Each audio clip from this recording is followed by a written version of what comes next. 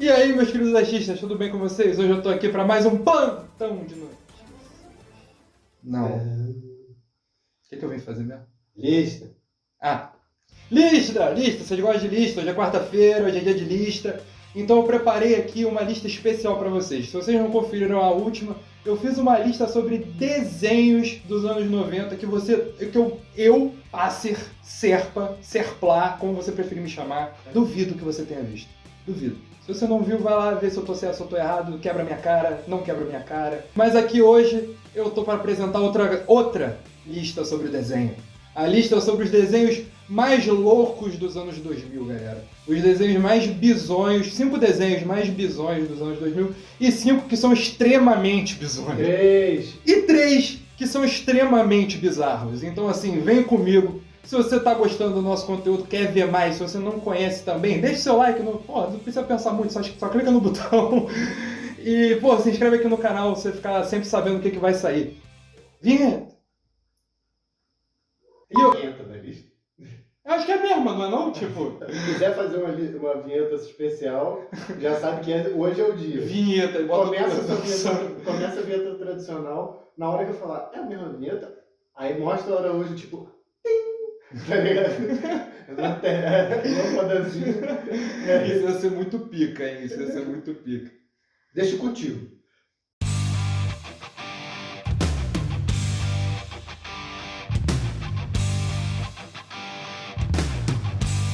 E eu vou começar essa lista aqui. Em quinto lugar está o desenho que me fez acreditar em teorias da conspiração, nessas teorias bizarras. Óbvio que não é terraplanismo que eu estou falando de reptilianos, essas coisas medonhas que existem por aí.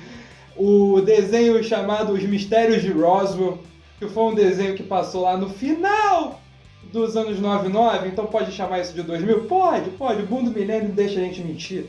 Aí. E se trata de uma equipe que se baseia onde, né? Em Roswell, Novo México, que existem milhões e milhões de séries de ficção científica sobre esse lugar místico onde dizem que fica a Área 51, né? E assim, é uma série muito louca onde essa equipe de investigação tem que impedir que forças alienígenas entrem no planeta e também impedir que as pessoas descubram que tem alienígena também fora da Terra. Tem uns desdobramentos muito loucos, era um desenho completamente fora da caixinha.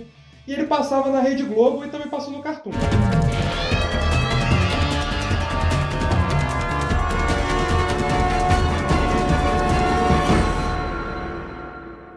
E em quarto lugar, lá vem as múmias. A vinheta das múmias entrando e cantando Lá vem as múmias, né? Pra não parecer um imbecil. Lá vem as múmias, com elas não tem pra ninguém. Lá vem as múmias, coragem para combater. Lá vem as múmias, vieram para nos proteger. E como vocês puderam perceber, esse pessoal que escrevia desenho bizarro nos anos 2000 aí, eles gostavam muito mesmo de uma coisa mística, de uma coisa meio ficção científica, meio terror. Então essa galera se juntou e pensou assim, por que não fazer um desenho de múmias que voltam à vida para proteger o descendente do faraó que foi morto injustamente no Egito? Por que não? Por que não? E é esse o plot do desenho. Temos aí mais uma junção de equipe. E aí se juntam essas 4 múmias para proteger esse moleque lá em São Francisco. Uma que é super inteligente, outra super forte. Uma que é uma múmia mulher, que é uma antiga faraosa. Não. Que tem o poder de voar, que eu não sei como é que fala isso. O que era a Cleópatra? Ela era tipo a Cleópatra. E o Armon, que era gigantesco. A produção do desenho contou com 42 episódios só. Se eu te contar que ela foi produzida pela mesma equipe de Gárgulas, você não pode ficar nem surpreso, porque é quase o mesmo plot, né? Cidadãos aleatórios com poderes místicos que acordam num mundo que não é mais o deles, depois de milênios. Mas são os mesmos desenhos, os mesmos roteiristas. Mas infelizmente teve o mesmo problema de Gárgulas. Tinha um plot muito adulto, e a maioria da audiência de desenho na época eram crianças, passava de manhã, e nunca foi muito bem aceito. Esse desenho maravilhoso das múmias passou na Rede Globo de manhã, e também passou no Cartoon Network. Lá vem as múmias, coragem para combater. Lá vem as múmias, vieram para nos proteger do Egito antigo. As múmias. E não é só de desenho maluco de desenhista desconhecido que você vai ver aqui, não. Tem desenho maluco de desenhista conhecido também, entendeu? Spider-Man Unlimited que também é conhecido como Ação Sem Limites aqui no Brasil. Teve aí apenas 3 episódios, mas muita loucura e bizarrice nesses 3 episódios. Esse desenho contava a história basicamente logo depois do Animated Series do Homem-Aranha, e começava com ele indo atrás do Venom e do Carnificina, que tinham entrado na nave espacial do filho do Jonah Jameson, que é um astronauta, caso vocês não saibam, o John Jameson. Ele que foi responsável, inclusive, por trazer o Venom para a Terra a primeira vez.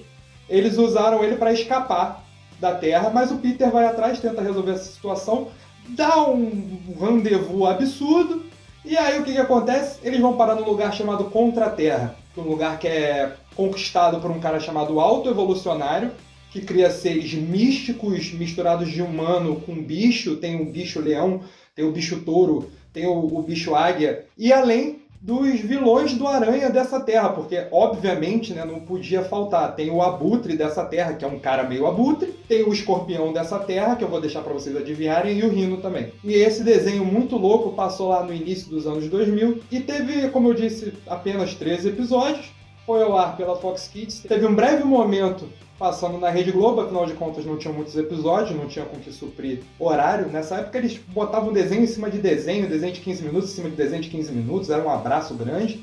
E também porque nessa época estava rolando a briga judicial da Marvel com a Fox pelos direitos do Homem-Aranha, na qual a Fox perdeu os direitos do Homem-Aranha e foram dados os direitos da Sony.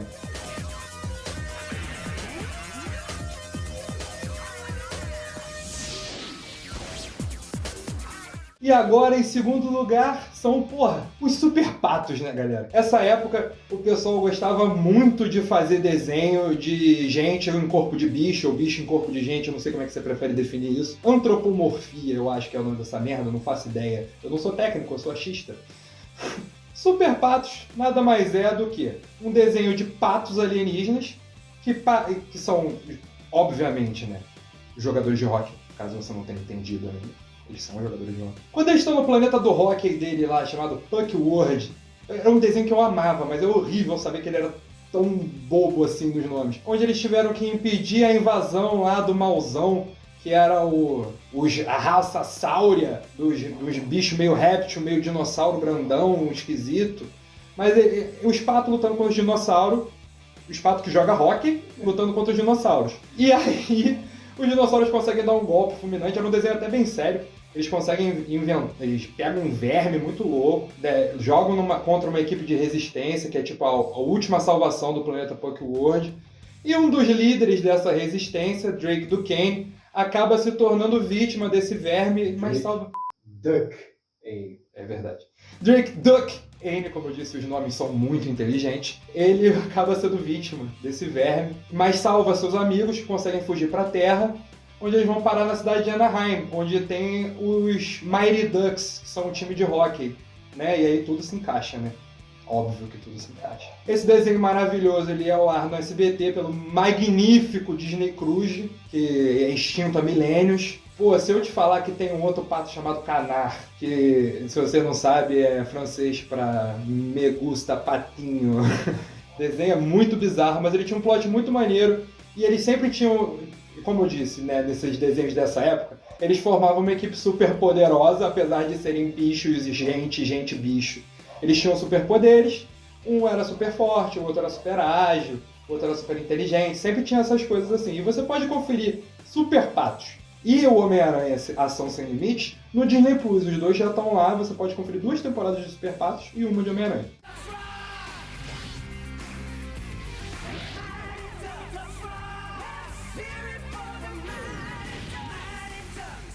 E agora, em primeiríssimo lugar desses 5, que não são tão bizarros assim ainda, eu vou botar um desenho bem bizarro aqui pra vocês. Se eu falar pra vocês que essa aqui era a concorrência da Tartaruga Ninja, vocês vão falar, é por isso que a Tartaruga Ninja é tão famosa assim. Street Sharks, ou Tubarões Urbanos, é essa maravilha. A história desse desenho muito louco, né, que você já deve entender que são de tubarões gente ou de gente tubarões, como você quiser definir.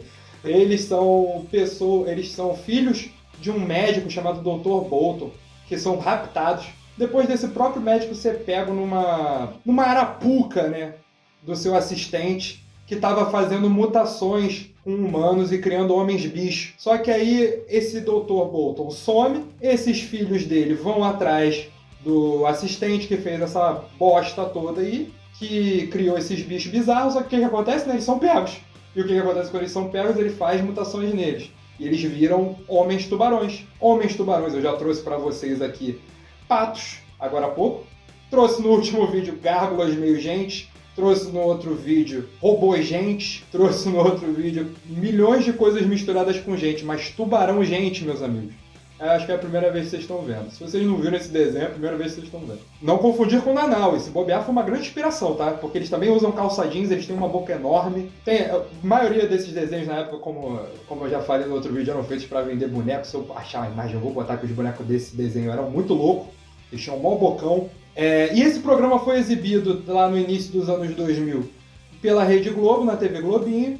Também passou em redes fechadas de TV, mas o plot era basicamente o vilão se passava por bonzinho, porque eles são feios pra cacete, né? Eles são gente tubarão, mas eles estavam sempre salvando o dia e mostrando que essa pessoa não era bem quem ela queria ser, entendeu? Ela era o vilão de verdade. Mas como sempre, a sociedade vai contra, entendeu? Só porque eles são feios, cheios de dente, parecem uns bichos medonhos, não consegue acreditar que eles são heróis.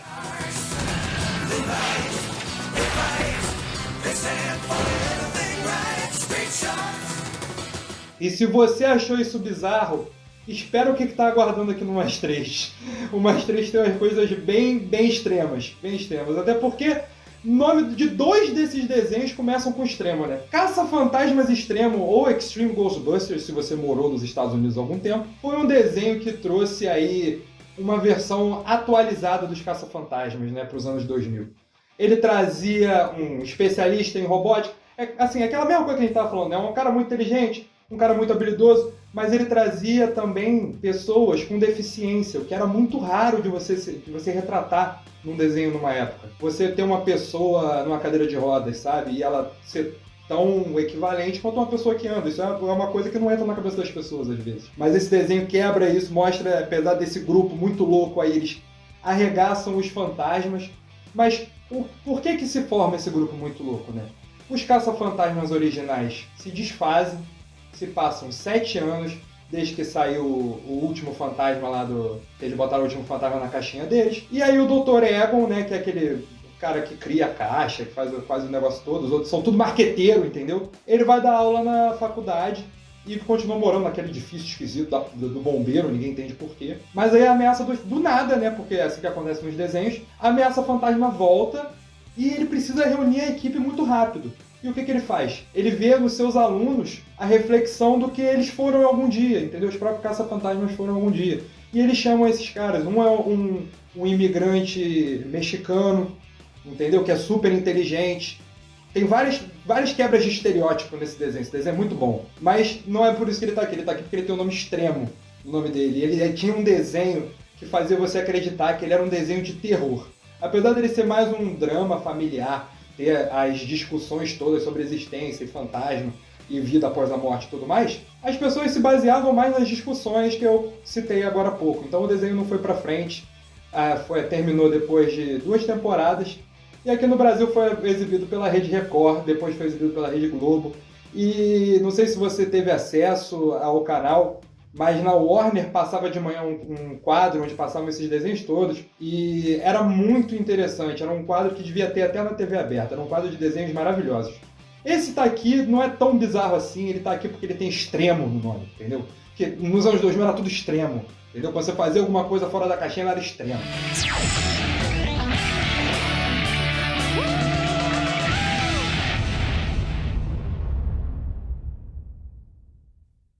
E como eu disse agora há pouco, Street Sharks, eu não queria dar spoilers pra vocês, mas veio um filho de Street Sharks. Apesar dele não ser tão popular quanto as Tartarugas Ninjas, os caras tentaram muito mesmo vender boneco.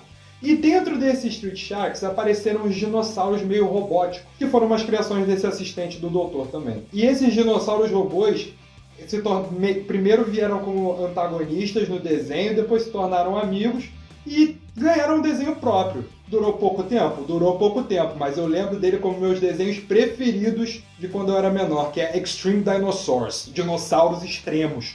Olha o nome, cara, é tudo extremo nos anos 2000. Eram dinossauros com mandíbula de aço, corpo de robô, carregavam arma, tinham uma rabada super forte. E basicamente era isso, era um grupo de dinossauro do bem que lutava contra um grupo de dinossauro do mal. E eles, porra, sentavam o cacete nos outros dinossauros, me amarravam. Como todos esses desenhos, tá? Não é culpa minha, é dos caras que fazia desenho nos anos 2000. Tudo é bicho misturado com gente. Quando não é bicho misturado com gente, é bicho misturado com robô. Entendeu? E misturado com gente, né? Porque eles têm corpo de gente, só tem alguns membros de robô. Então, assim, é uma parada... Por que vocês gostavam tanto de fazer bicho misturado com gente, cara? Esse desenho, ele é tão fora da caixinha que você não deve... Se você sabe que ele existiu, você é um viciado em desenho, meu amigo. Você é um viciado em desenho.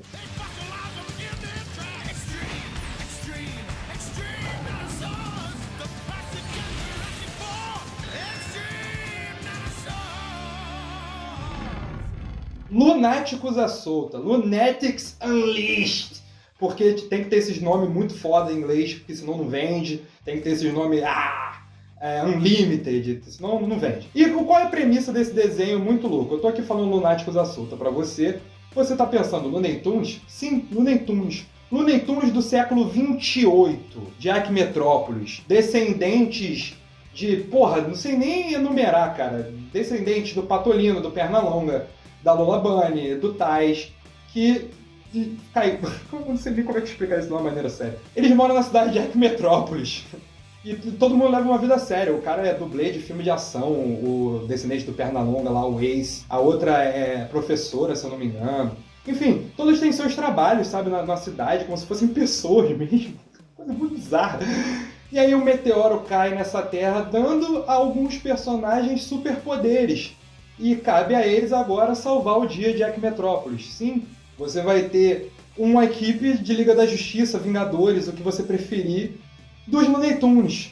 Então você vai ter o descendente do Tai, super forte, o descendente do Pernalonga, que é muito bom em artes marciais, solta raio dos olhos, tem uma espada muito foda. Você vai ter a Coelha Alex, que é a descendente da Lola Bunny. Ela faz uns gritos sonoros, ela faz umas paradas meio canário negro. Tem o Pato Perigo, que é o descendente do Patolino, que ele é telepata, ele é tipo um mago, contemple um mago telepata. O descendente do Coyote e o descendente do Papaléguas são melhores amigos. O descendente do Papaléguas é óbvio que ele é tipo Flash.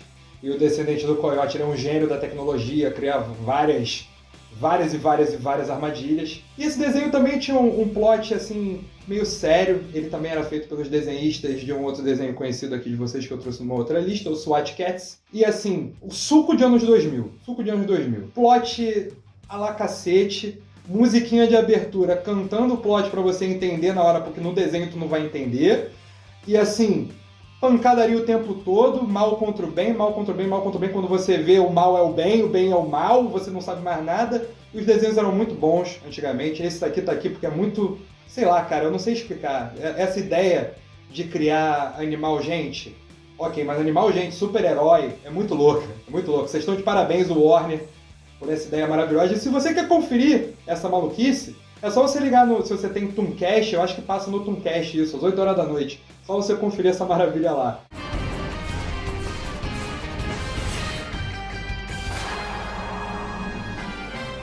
E, porra, essa foi a nossa lista de desenhos extremamente bizarros e desenhos normalmente bizarros, eu diria, depois de comparados aos do final. Muito obrigado, meu querido achista. Se você gostou do conteúdo, deixa aqui o seu like, se inscreve aqui no canal e comenta se você acha que eu deixei de falar de algum desenho extremo. Mas como eu disse no último, eu quero muito fazer uma parte 2 dos desenhos esquecidos, né, da TV dos anos 90 e também fazer uma parte 2 desse aqui, né, porque tem muito desenho bizarro dos anos 2000 também. Muito obrigado!